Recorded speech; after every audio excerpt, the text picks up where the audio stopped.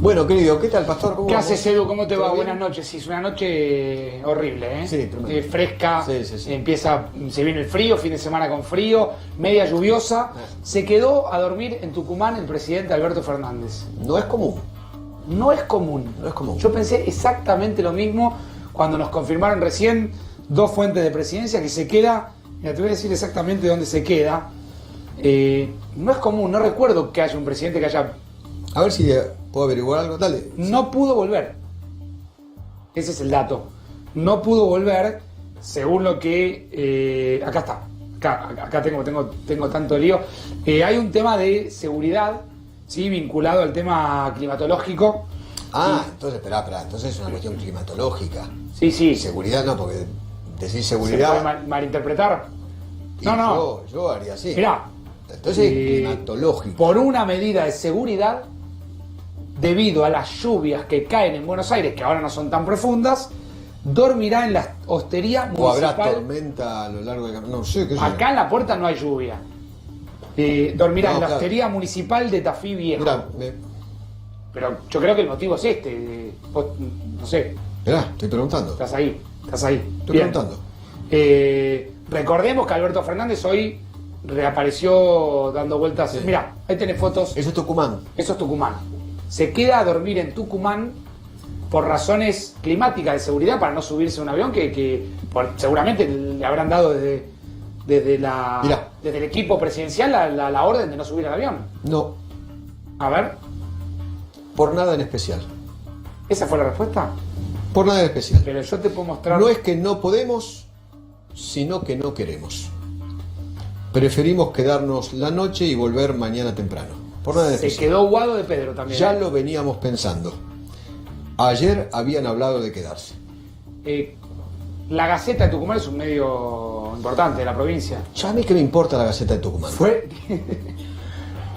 Le mando un abrazo muy grande a la Gaceta de Tucumán, al señor director de la Gaceta de Tucumán, No tengo a quien el gusto. no tengo el gusto de No, conocer. no tengo el gusto. A los señores periodistas de la Gaceta de Tucumán. Colegas, no amigos, no los conozco. Yo te digo... Yo confío en mi fuente. Está perfecto, de yo te información. digo, la Gaceta de Tucumán Muy bien. dice y habla... La Gaceta de Feynman dice. Ayer. ¿De qué te reís? No sé. ¿Qué te reís, Spielman? No sé. No sé, en el planeta Feynman está la Gaceta de Feynman. Está perfecto. Está perfecto. ¿Entendés? No es muy poco habitual realmente que un presidente no vuelva. Pero parece bueno, que ya lo habían hablado anteriormente. Les aviso a los colegas de la Gaceta de Tucumán. Sí, atención, habla Feynman a Tucumán. Atención No. habla en estos momentos. Bueno. Preferimos quedarnos la noche y volver mañana temprano, por nada en especial. Ya lo venían pensando. Ayer ya habían hablado aquí en Buenos Aires de quedarse.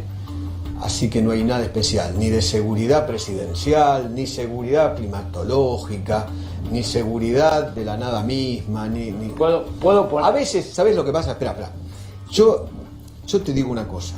Como yo no soy afecto a las teorías conspirativas, me encantan este tipo de respuestas de gente cercana al presidente. Sí, está perfecto. Mirá. No. Mirá lo que voy a hacer. Mirá lo que voy a hacer. Pará. Antes de hacerlo. Mirá lo que voy a hacer. Antes de hacerlo, este es un acto de máxima confianza que estás haciendo. Bueno, por eso mismo. Muy, digamos, te lo valoro. No, me, bueno, pero- me acerco.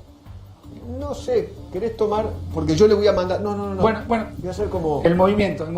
Mirá. Va.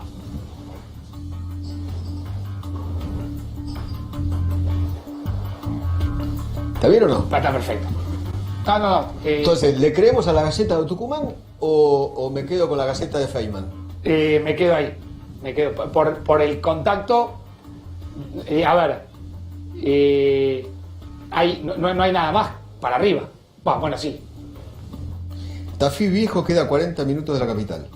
Sí. De Tucumán. Son estas fotos que estábamos viendo. Dame de vuelta las fotos de No sé. el presidente. Deben haber vuelto seguramente a... Allí el presidente con barbijo, bien, distanciamiento social, un saludo que corresponde, con el puño. ¿No? Sí. Ok. Estatua de Atahualpa. Está Ah, el ok. gobernador Mansur. Ah, es la estatua. Ah, no vi. Yo, ¿sabes qué? Una cosa, yo vi la foto así de rápido.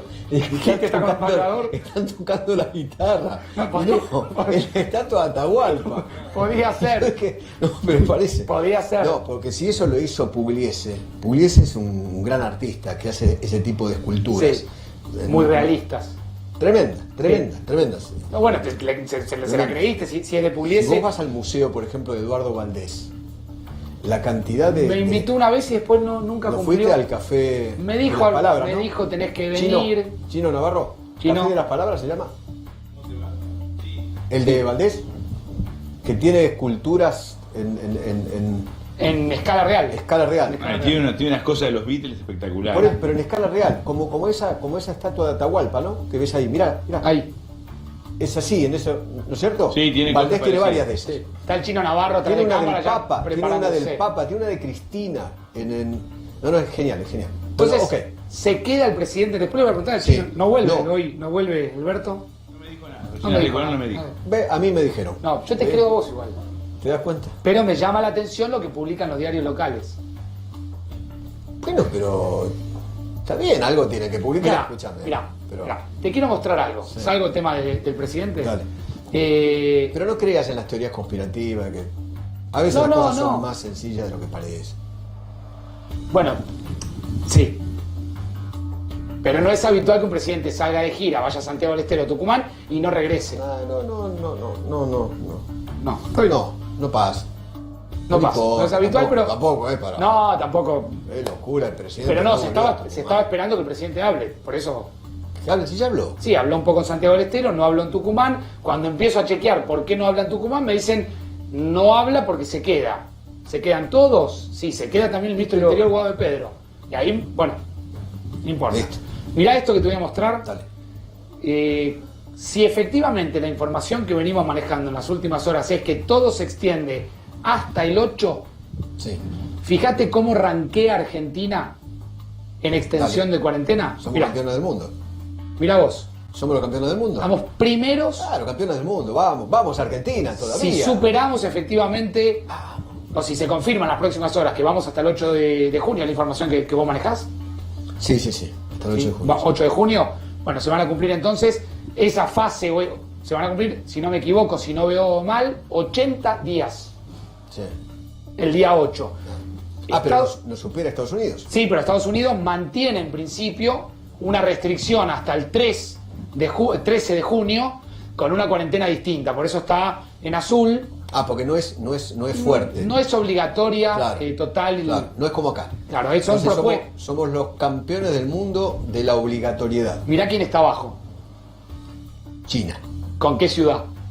Wuhan, Le ganamos a la ciudad donde efectivamente, donde empezó todo. donde empezó todo. Es muy llamativo si efectivamente se cumple la información que venimos manejando, que es que iríamos camino hacia el 8 de junio. Bien. Y me contaban recién, digamos, alguien me dijo recién, la ciudad de Buenos Aires va a ser, que no se enoje nadie con esto, el show del retén. Va a ser muy difícil transitar por la ciudad de Buenos Aires en las próximas horas. Ni que hablar ¿Transitar o entrar? de aquellos que van a intentar ingresar. Se caerían, algo estuviste contando vos, se caerían Todos los permisos. todos los permisos, Todos. Hay que hacerlos todos de vuelta. 4 millones de permisos, de certificados únicos. Todos de vuelta. Los nuestros también. Vos tenés permiso. Todos de vuelta. Y sí, claro. Y Todo. sí. ¿Y qué? ¿Cómo estoy acá?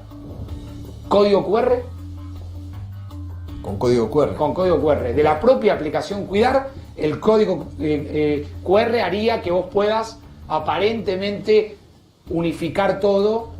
Y no sé si... ¿Y me van a geolocalizar también? ¿Me van a perseguir? ¿Van a saber dónde estoy? Pero con pará, quién Eduardo, estoy? vos venís diciendo hace tiempo que vas de acá a tu casa. No, está bien, no importa, pero está bien. Pero no me gusta que el Estado... Bueno, esa es la discusión. No me gusta. Yo, a mí no me gusta. Es un A mí, sistema yo de- que soy un fanático de la libertad, no me gusta que el Estado vea ¿Dónde que estás? esté, no sé, el señor Cafiero, Santiago, y... Mirando. Ah, Feynman, mirá ahora dónde está. Mirá, está al lado. Está en América. Sí. No porque me ve, sino porque... No me gusta. ni la señora Camaño se llama, ¿no? La de la CIDE. AFI. No me gusta.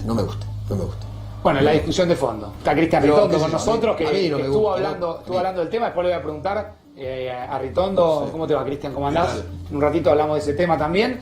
Pero se viene eso. Después de un día, me contaron que en el medio de la reunión que estaba sucediendo en la Casa Rosada, se levantó para ir al baño el ministro de Salud, Fernán Quirós, y cuando volvió con la cifra de los 648 del día, cifra que conmovió obviamente a la reunión. Pero, a ver, lo hablábamos con el doctor Sin. Ese número,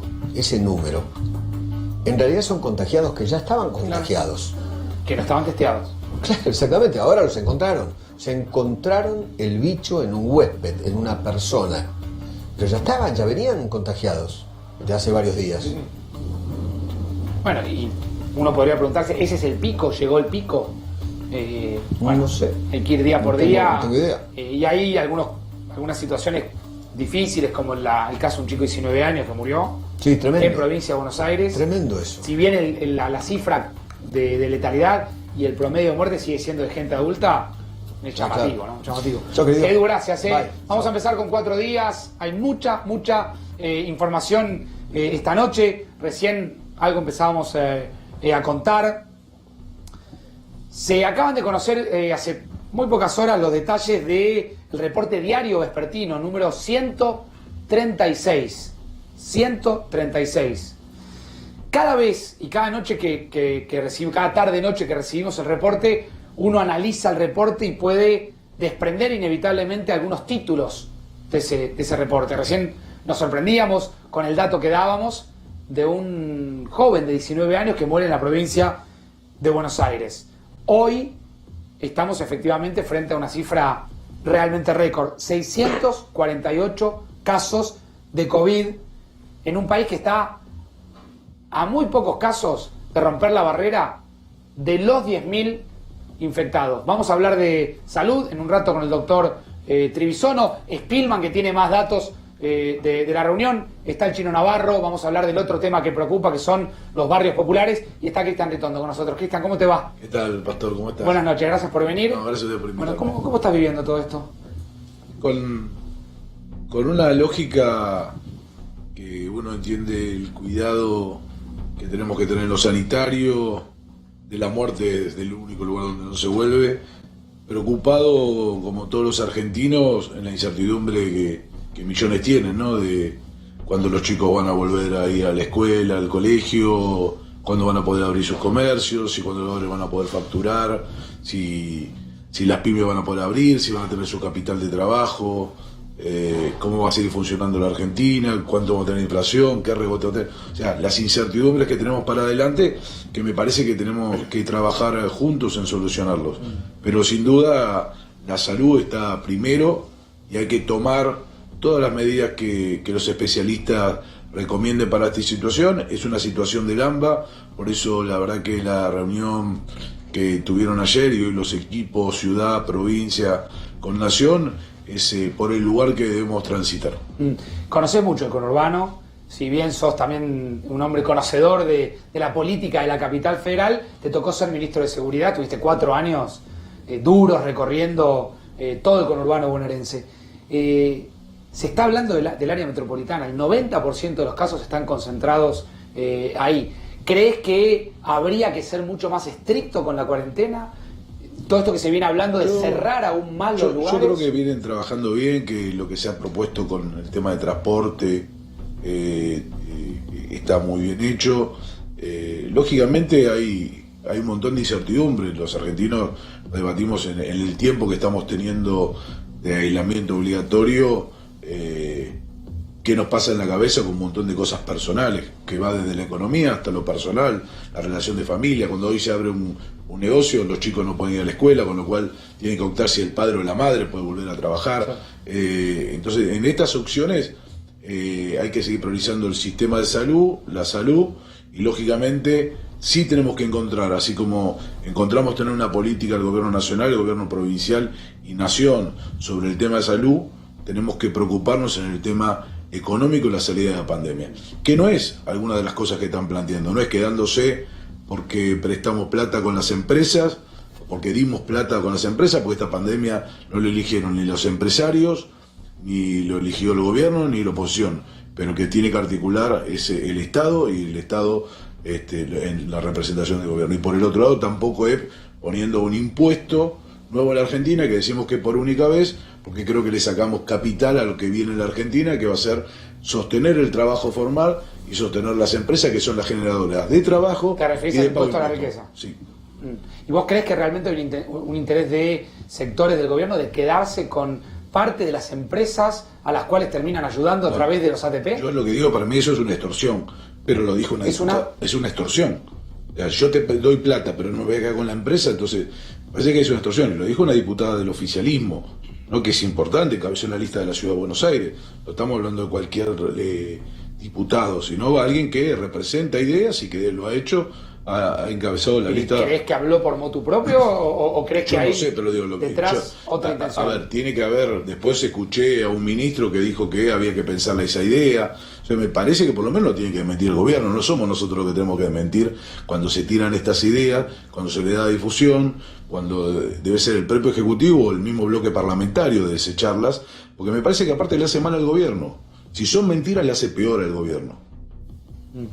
¿Cuál crees que tiene que ser el rol de la oposición, Cristian? El rol de la oposición tiene que ser muy responsable, tiene que ser la de acompañar las medidas sanitarias, la de poder discutir la salida de esta pandemia en la economía, de forzar y agudizar la cabeza para que no se caigamos en el simplismo de que haya más impuestos, que cada vez pagan menos, cada vez que hacemos un zoológico más chiquito. Me parece que tenemos que pensar en cómo damos oportunidad de inversión en la Argentina que generen más empresas, no menos empresas, y más posibilidad de trabajo. ¿Crees, como dice o como plantea el presidente Alberto Fernández, que hay dos oposiciones? La oposición que gestiona, pienso en Horacio Rodríguez Larreta, pienso en Guillermo Montenegro, en Grindetti, aquellos que tienen que pagar sueldos, que administrar el sistema sanitario, y él habla de una oposición que tuitea, que está como afuera de la discusión política. A ver, me parece que el presidente primero tiene que aceptar que hay una oposición que puede pensar distinto, que no hay un único pensamiento, pero que lo puede hacer por Twitter, o lo podemos hacer en el Parlamento, o lo puede hacer un jefe de gobierno o un intendente. Que la expresión en democracia es parte del sistema de democracia, y que cada uno, y más un presidente que ha utilizado el Twitter durante mucho tiempo para hacer críticas, durante mucho tiempo, con lo cual me parece que fue una herramienta que él usó. Hay legisladores, dirigentes políticos que usan el Twitter como una herramienta de conocimiento de lo que hace y de lo que piensan. Y es una herramienta válida. Digo, me parece que nada nos puede asustar a que algo nos critique. El sistema democrático es así. Ahora, tienen esta oposición con nuestro bloque, el interbloque se ha reunido 2 veces, hemos acompañado leyes fundamentales como para que se negocie la deuda externa, hemos dado quórum en todas las sesiones de que empezó a funcionar el Parlamento en diciembre, cada vez que nos llama estamos, y hemos avalado y acompañado muchas de las medidas sanitarias que el presidente ha pedido, con lo cual me parece que tiene una oposición que tiene este rol, que seguramente tendrá crítica cuando hay cuestiones que van contra los valores que nosotros pensamos. A ver, no vamos a acompañar un DNU donde con la firma del presidente le saca al Congreso de la Nación los poderes para definir cómo el Parlamento puede controlar el presupuesto, y se lo da, y da superpoderes, algo que se había eliminado en el 2016 en una ley donde limitaba. La verdad que no vamos a aplaudir con eso. Si nos viene el planteo de que necesita para abastecer al Ministerio de Salud o otro ministerio que necesite en la lucha contra la pandemia, seguramente nos tendrá acompañando. Ahora, que con la excusa de la pandemia se limite el rol que debe tener el Congreso de la Nación, no, aparte cuando estamos sesionando. Claro. Me esperás un minutito, te quiero preguntar después por el silencio de Macri, por las críticas a María Eugenia Vidal. Sé que hablas permanentemente con Vidal. Spielman se va a sumar seguramente con una pregunta. Tengo que ir un móvil en DocSud. Marcelo Padovani va a presentar la historia de un protocolo que se acaba de activar. A ver, que lo cuente Marcelo. Marcelo, ¿cómo te va? Buenas noches. Sí. ¿Qué tal, Facu? Buenas noches. Estamos aquí en la comisaría tercera de Avellaneda, en DocSud específicamente. Aquí está ubicada la comisaría tercera. Como mostrábamos antes, mira, Facu, no se puede ingresar a la comisaría. Como bien señalaba, se ha disparado un protocolo. ¿Por qué? Bueno, porque se han detectado 2 personas, 2 detenidos con coronavirus. Esto ya está confirmado, ¿eh? Acaban de ingresar los efectivos del SAME, de este sector del Gran Buenos Aires, que son los encargados de 2 cosas. Primero, de hacer los hisopados, porque aquí, Facu, te cuento, hay 30 detenidos, 30 personas detenidas, 2 de ellas dieron positivo, hay 4 calabozos, 3 de los 4 están habilitados, allí están alojados los detenidos. Pero como ustedes pueden ver, es un operativo importante que se está realizando aquí en la Comisaría Tercera de Avellaneda. Se hace el análisis para determinar si los detenidos tienen el coronavirus. Además te cuento, Facu, sí, hay 70 efectivos de la policía que a partir de esta situación van a quedar aislados, no van a poder prestar sus servicios precisamente por esta situación. 2 personas, 2 detenidos con coronavirus confirmado, otros 30 están siendo analizados en estos momentos, y las 2 personas infectadas de coronavirus van a ser trasladadas, Facu, aquí al Hospital Fiorito. Bueno, ya vamos a volver en cualquier momento, obviamente, si hay traslados o hay alguna novedad. Se activó efectivamente el protocolo de aislamiento allí en una comisaría en Dock Sud. Chino, ¿cómo te va? Buenas noches. Un gusto, ¿cómo te va? Gracias por estar esta noche acá. ¿Cómo estás? Cansado, preocupado, trabajando, ocupándonos de afrontar esta crisis tan grave.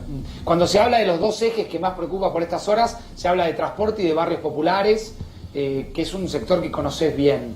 ¿Qué crees que debieran hacer en los barrios populares? Porque hay mucha versión dando vuelta de que podrían haber aislamientos de determinados lugares. ¿Qué se debiera hacer ahí?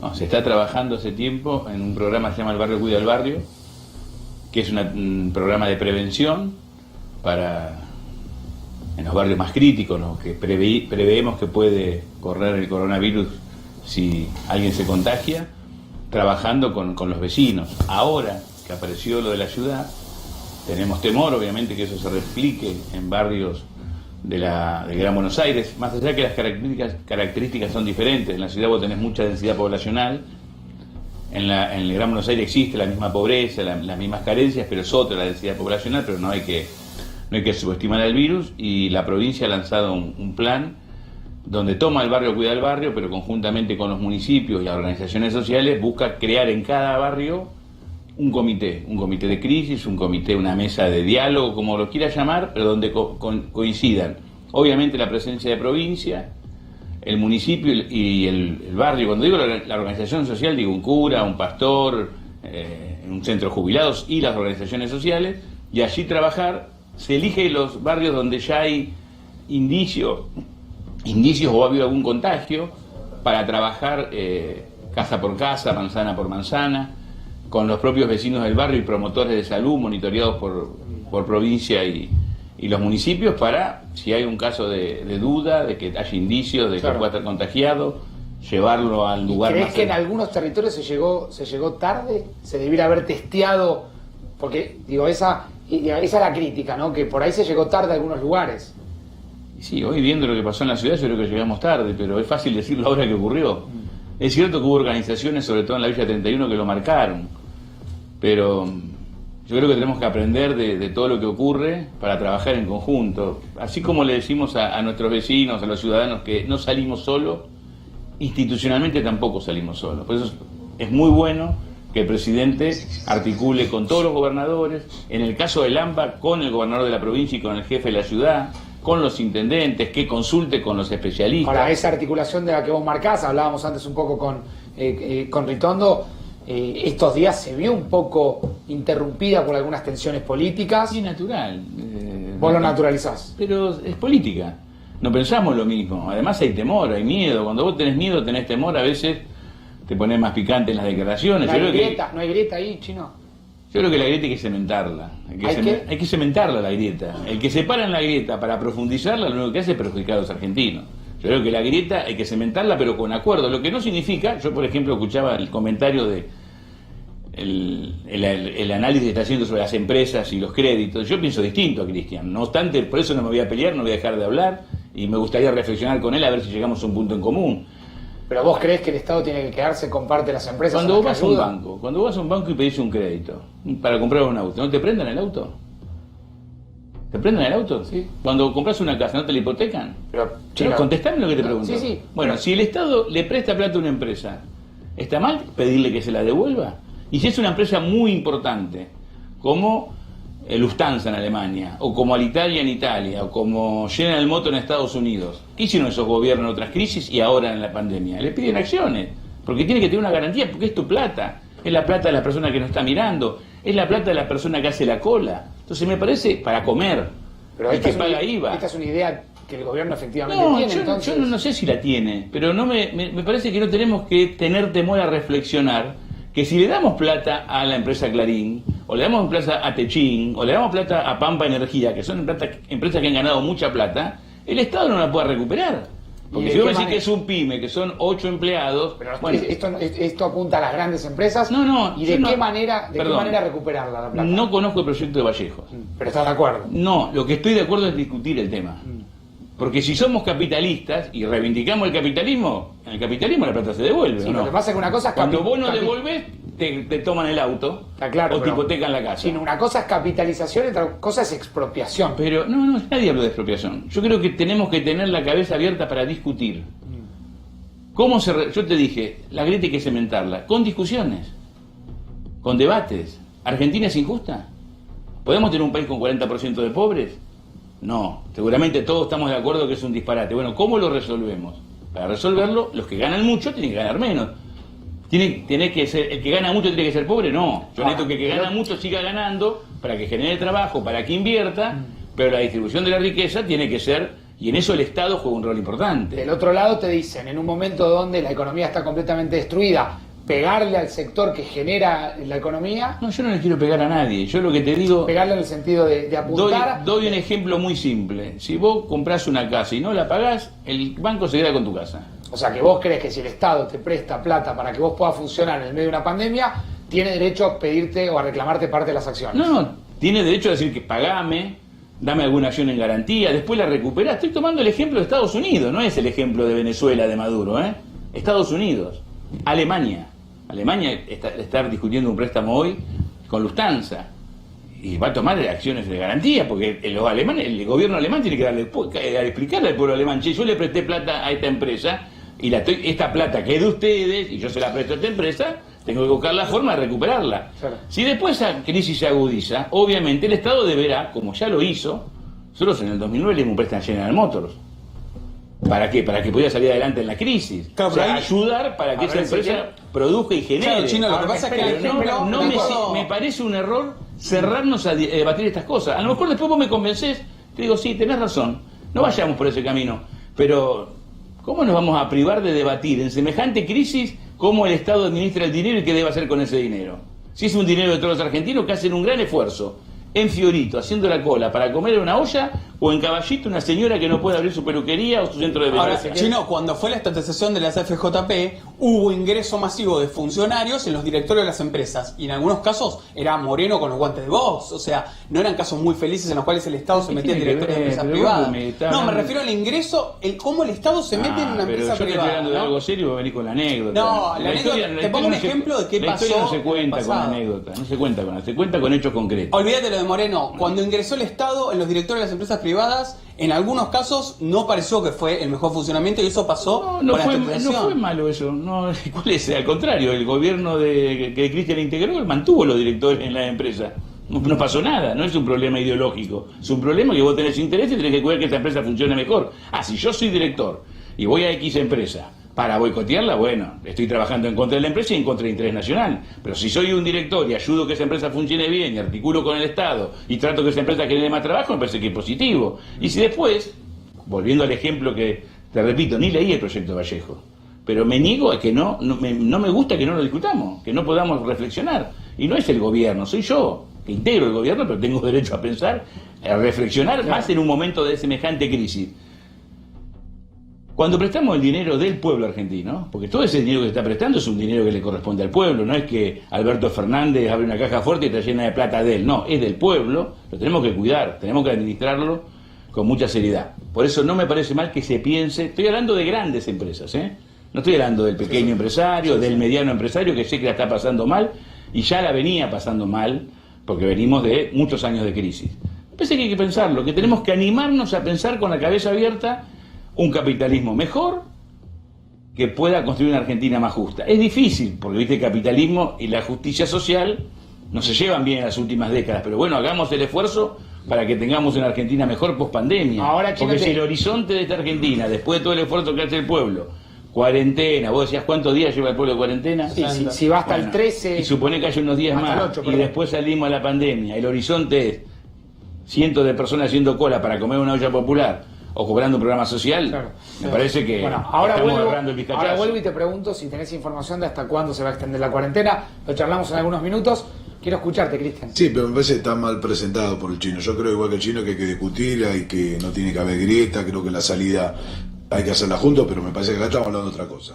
Acá no es que las empresas fueron a pedirle plata al Estado. El Estado le ofreció, obligándolo a que no pueda haber despido en un cierre de empresa de más de 60 días, pagar la mitad de un sueldo. ¿Sí? Esto es lo que ocurrió. Con créditos que iban a llegar y nunca llegaron, le ofreció esto. Entonces, esta es la realidad. No es que las empresas fueron a pedir un crédito al Estado, no.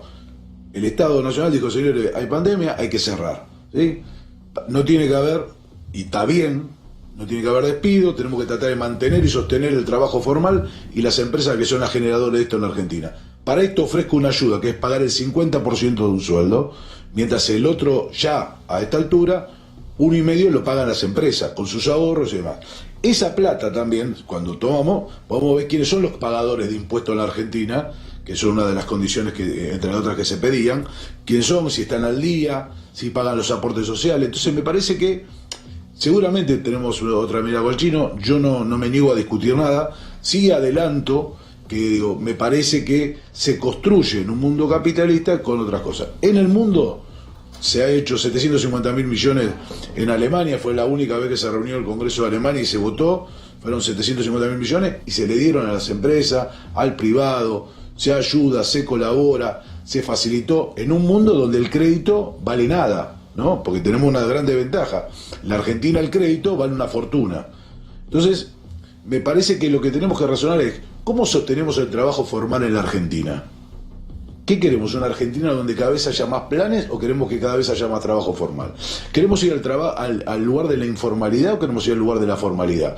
Porque si pensamos, y hoy estamos discutiendo la movilidad, donde dijeron que era una barbaridad y tiraron piedra y demás, y hoy los jubilados le aumentaron la mitad de lo que tendrían que haber aumentado por esa movilidad y estamos a un mes de tratar la nueva fórmula que rezamos, queremos trabajar todos los días para llegar en la comisión que armamos a tener una movilidad que por lo menos está igual que la movilidad que se había votado, igual que la movilidad.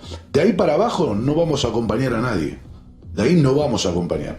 Pero también ¿Qué haría la oposición si efectivamente avanza en esto que, como dice el chino, es una postura que él tiene en base a un proyecto que ni siquiera fue presentado y es una opinión de una diputada, pero que evidentemente representa por lo menos el un pensamiento de un sector del gobierno, porque el chino lo expresa, lo expresaron 2 ministros. Por eso, ¿Qué va a hacer la oposición? La oposición, por supuesto que en esto lo que significa una ayuda, que el gobierno dijo, y vamos a ayudar a las empresas, vos dijiste que le vas a ayudar, no que te iba a vender una parte de la empresa, no que le estaba hipotecando.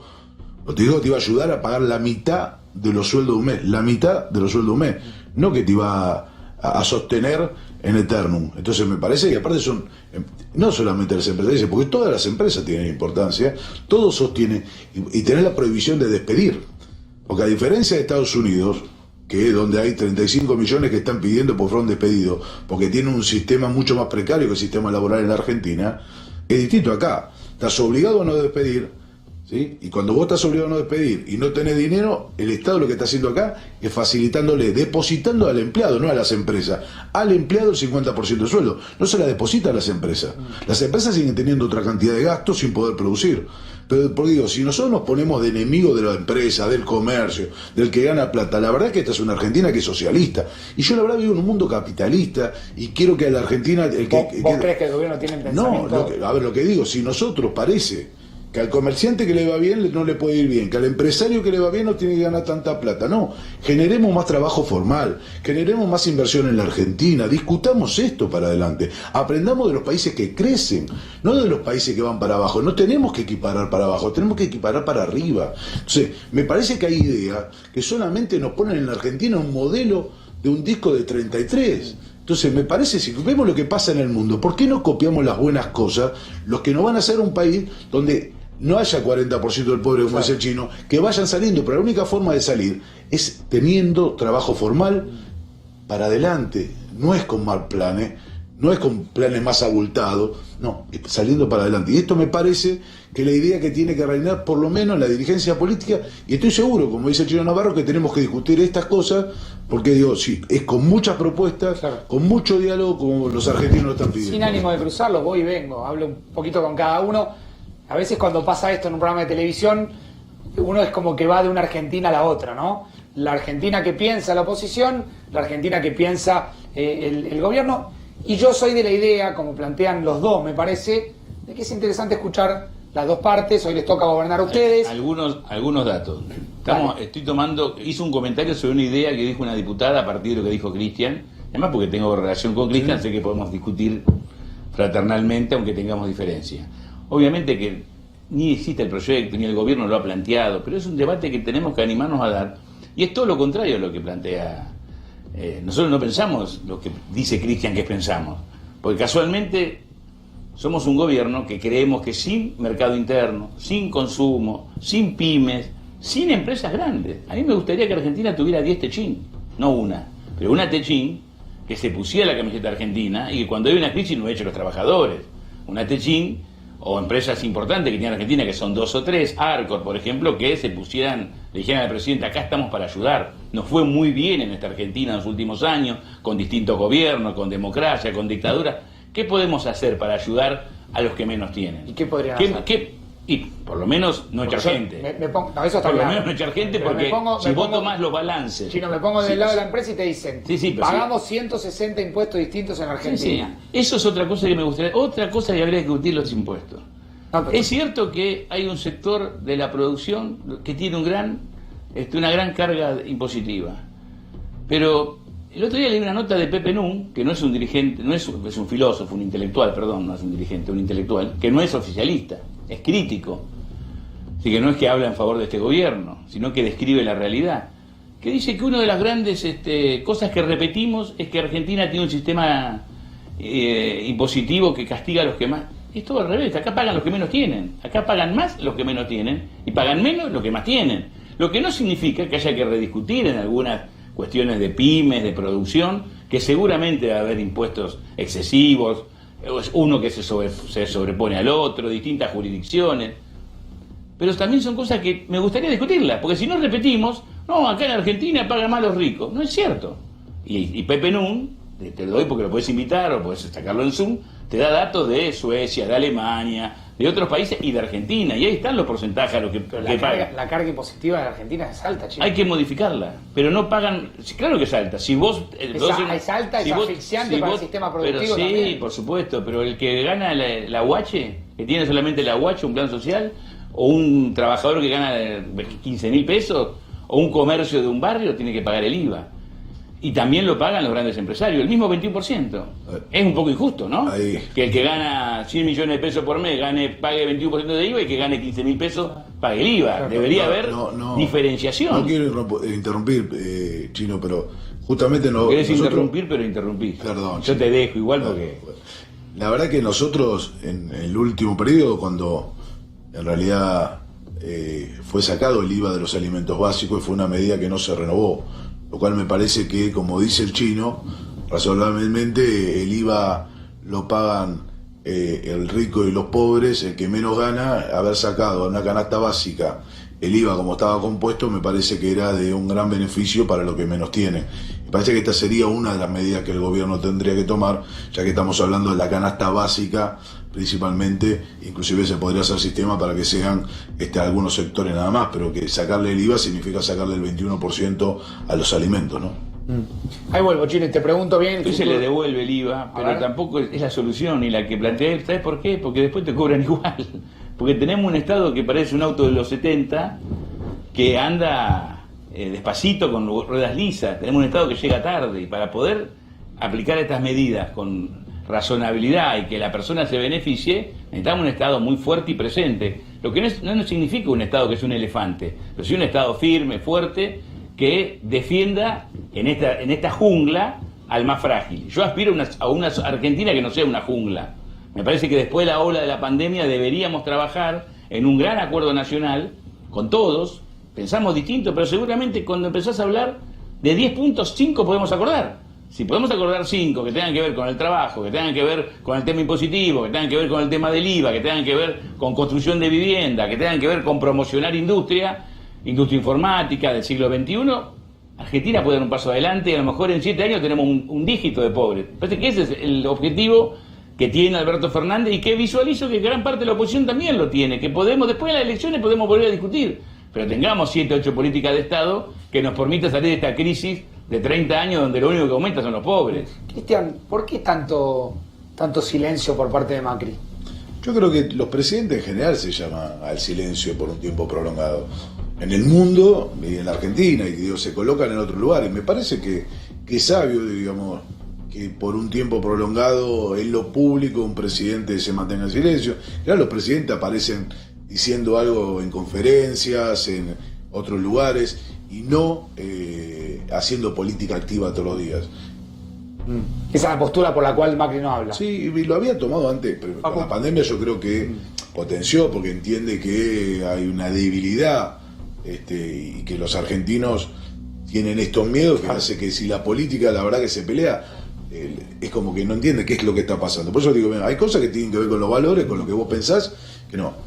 Ahí decía el chino algunos temas, economía del conocimiento, que es lo que fomenta el trabajo y que puede haber, por la caída de India, hasta 180.000 nuevos puestos de trabajo en la Argentina en un año y medio. Lo vamos a votar el miércoles que viene, hemos llegado a un acuerdo. Juntos, y venimos votando. Hoy se votaron 2 proyectos de ley juntos, el miércoles pasado se votaron 3 proyectos y el miércoles que viene ya tenemos 2, uno que tiene que ver con el SUBA federal, otro que tiene que ver con la economía del conocimiento, que es muy importante, tiene un mal título para que se enganche la gente, pero economía del conocimiento es capacidad para que la Argentina exporte y una gran capacidad para generar puestos de trabajo. Capacidad para que exporte conocimiento. Sí, y para que primero porque hay una caída de India sobre este tema y la Argentina lo puede aprovechar, y porque aparte de exportar genera una cantidad de puestos de trabajo bastante importante y de calidad. A ver, Ezequiel, súmate, dale. Diputado Retondo, quería consultarle específicamente sobre el PRO, que fue obviamente el partido que formó parte del Frente Cambiemos, pero Macri era el líder del PRO. ¿No se merece el PRO una autocrítica más fuerte de lo que fueron sus años de gobierno y para adelante pensar en si puede haber algún tipo de apertura? Porque hay algunas personas del PRO que se los ve con una cuestión mucho más crítica, inclusive de lo que usted recién plantea con respecto al gobierno nacional, ¿no? Sí, a ver, seguramente cuando uno termina un gobierno tiene que hacer una autocrítica. Digo, porque si no te volvieron a elegir es porque hiciste cosas que no están bien, hay cosas que están mal, hay cosas que pudiste hacer mejor, y que seguramente cuando vos repensás lo que hiciste en tu función durante 4 años dirás por qué no lo hice en el tiempo que había que hacerlo. Yo no creo como aquellos que dicen no lo comunicamos bien, porque si no lo comunicaste bien también cometiste un error. Entonces me parece que o lo hiciste mal o lo comunicaste mal, pero me parece que sí hay que hacer una autocrítica profunda de qué nos pasó, cómo reconstituirnos para adelante, cómo mirar al futuro, y que tiene que ser de mayor amplitud la base de sustentabilidad del PRO. Cristian, gracias por haber estado esta noche ustedes aquí en 4 días. Ya sigo con el Chino Navarro, ya le pregunto al doctor Trivisono algo muy importante que tiene que ver con nuevos síntomas. La Organización Mundial de la Salud empezó a hablar de nuevos síntomas vinculados al coronavirus, pero antes la información de Ezequiel vinculado a uno de los, si se quiere, territorios más mencionados en las últimas horas, que es el barrio 31, donde se concentra una gran cantidad de casos, Ezequiel. Así es, Facundo, nos metemos en lo que podría ser el foco de la pandemia en la ciudad, pero también en la Argentina. Fíjate lo que son los datos del barrio 31, el barrio Padre Mujica, o mal llamado quizá Villa 31. Fíjate lo que son los casos y el componente, por qué aparecieron tantos casos y por qué, por suerte, por ahora no tenemos que ver ni tanta gente en terapia intensiva, ni tanta gente fallecida que provenga de la Villa 31. Fíjate los números que tenemos. Bueno, interesante ver desde arriba para entender la realidad, porque se habla tanto del barrio 31, se habla tanto efectivamente de estos lugares que muchas veces no son fáciles de entender Claro, es como, por es sus como costumbres. la 31 tiene unos 40.000 personas habitantes, y fíjate, Facundo, que está dividida como en subbarrios, que cada uno tiene además sus delegados y sus consejeros. Esta es la autopista Ilia, que es la que habitualmente la gente... Esa es la autopista Ilia, por eso un lado toma y uno tenés- pasa prácticamente por el corazón del barrio. Claro, de un lado es la 31 y el otro es la 31 bis. 31 bis. No, mira, el chino conoce bien esta zona en tuyo. No, pero impresiona verlo. ¿Viste? No, pero ¿Viste lo que es? verla así, Claro. y es el territorio del que está hablando todo el mundo. Sí, hay muchos vecinos que no la pasan bien, no con el COVID, sino previamente. Y también es cierto que mucho de lo que sucede acá después termina impactando en el sistema sanitario Así de es. toda la ciudad de Buenos Aires, ¿no? Fíjate, tomemos un par de sectores, Facundo. Donde dice bajo autopista, en negro, abajo, en esa zona donde vivía Ramona Medina, la militante de 42 años que murió de coronavirus de La Poderosa.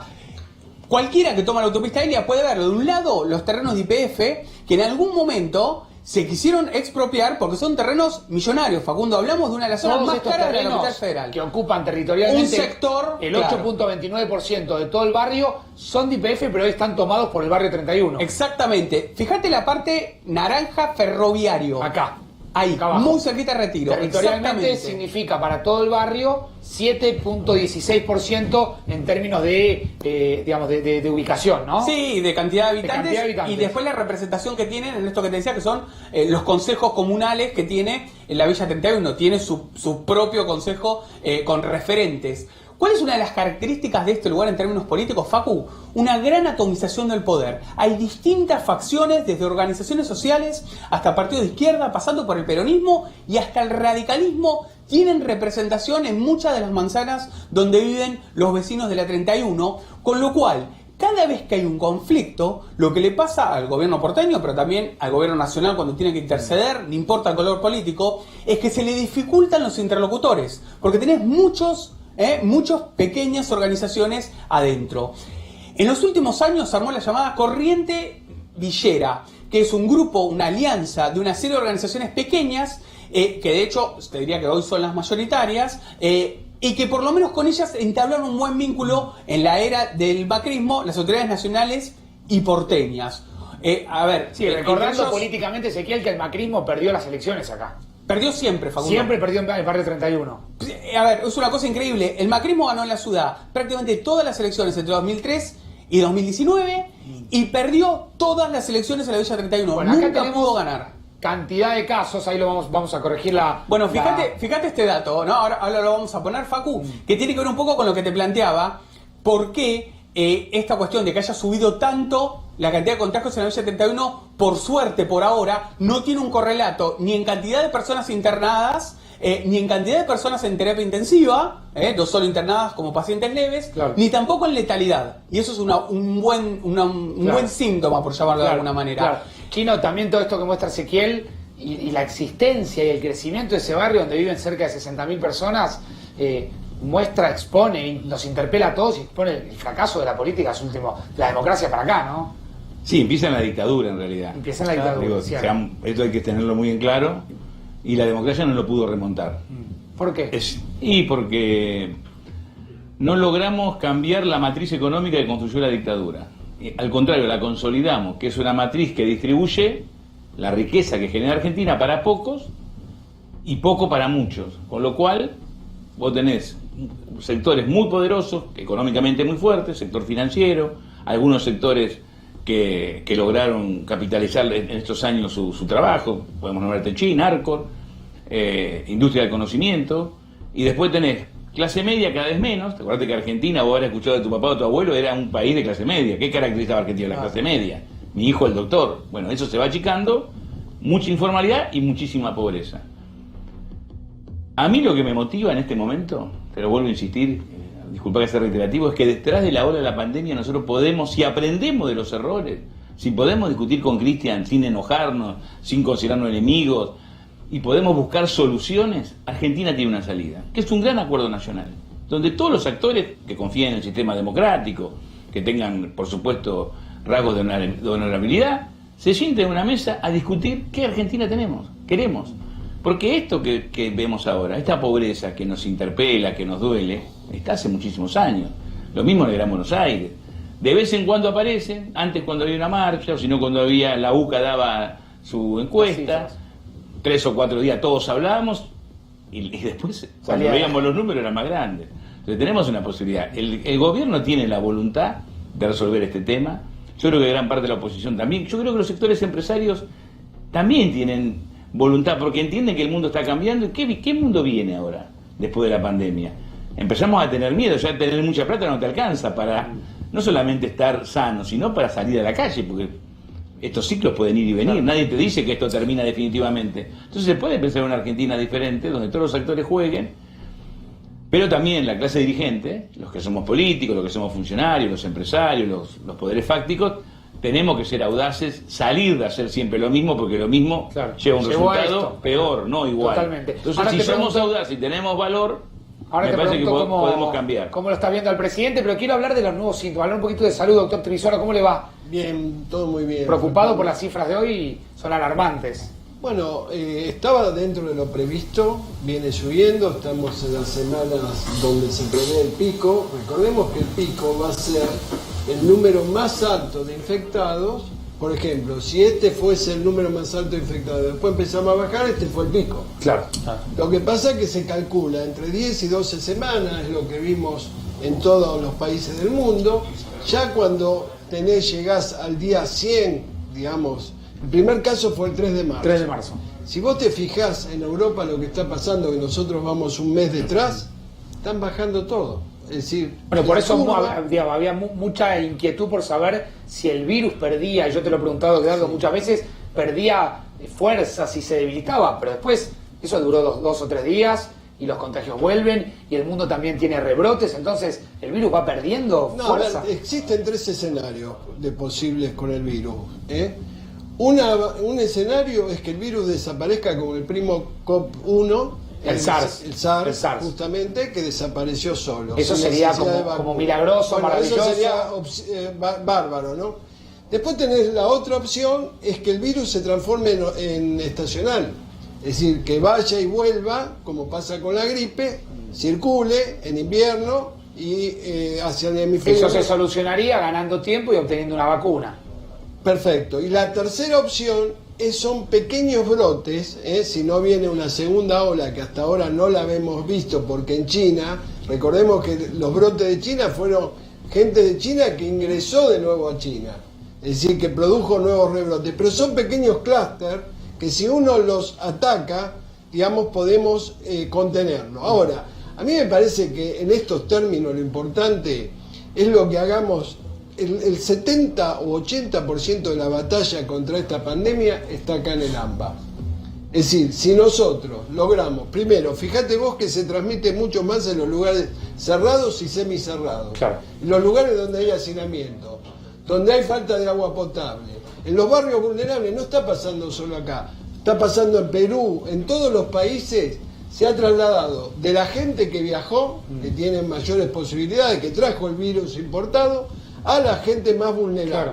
Pero si nosotros no vamos casa por casa a vacunar, a garantizar agua potable, a testear también. A testear. Ahora aparece... tenemos la posibilidad de los test nuestros. Claro, aparece en las últimas horas esto que verdaderamente también preocupó, que son nuevos síntomas, ¿sí?, que hoy terminó de confirmar la Organización Mundial de la Salud.